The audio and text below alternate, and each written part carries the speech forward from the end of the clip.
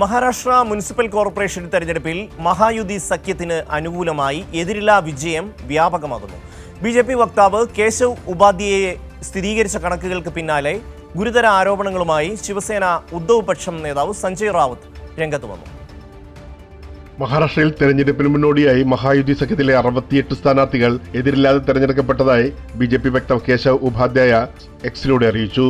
ഇതിൽ 44 പേർ ബി.ജെ.പിയിലും 22 പേർ ശിവസേനയിലും ഉൾപ്പെടും. ഒറ്റയ്ക്ക് മത്സരിക്കുന്ന എൻ.സി.പിക്ക് 2 എതിരില്ലാ വിജയം മാത്രമാണ് ലഭിച്ചത്. എന്നാൽ ഈ പ്രവണതയ്ക്കെതിരെ പ്രതിപക്ഷം ശക്തമായ വിമർശനവുമായി രംഗത്തെത്തി. आणि या महाराष्ट्रामध्ये हा जो नवीन ट्रेंड सुरू झाला बिनविरोध निवडून आणण्याचा सामदाम दंडभेद जबरदस्तीनं समोरच्या उमेदवारांना माघार घ्यायला लावायची, त्यासाठी निवडणूक यंत्रणा वापरायची. പണം, ഭീഷണി, അധികാര ദുരുപയോഗം എന്നിവ ഉപയോഗിച്ചാണ് എതിരാളികളെ പിന്മാറ്റിയതെന്നാണ് പ്രതിപക്ഷ ആരോപണം. ശിവസേന ഉദ്ധവ് പക്ഷ നേതാവ് സഞ്ജയ് റാവത്ത് ഗുരുതര വെളിപ്പെടുത്തലുകളാണ് നടത്തിയത്. ജൽഗാവിൽ സ്ഥാനാർത്ഥികളുടെ വീടുകളിലേക്ക് ഓരോ ബാഗിലും 5 കോടി രൂപ അയച്ചു എന്നായിരുന്നു റാവത്തിന്റെ ആരോപണം. समोरच्या उमेदवारांवरती पैशाचा पाऊस पाडायचा. 5 कोटी 10 कोटी रुपये दिले. സംസ്ഥാന തെരഞ്ഞെടുപ്പ് കമ്മീഷനെ സർക്കാരിന്റെ പെറ്റ് കാറ്റ് എന്നും റാവത്ത് പരിഹസിച്ചു.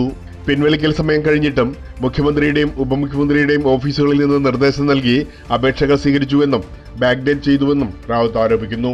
കഴിഞ്ഞ 24 മണിക്കൂറിലെ ഫോൺ കോളുകൾ മുഴുവൻ പരിശോധിക്കണമെന്നും ശിവസേന ഉദ്ധവപക്ഷ നേതാവ് ഉന്നയിച്ചു.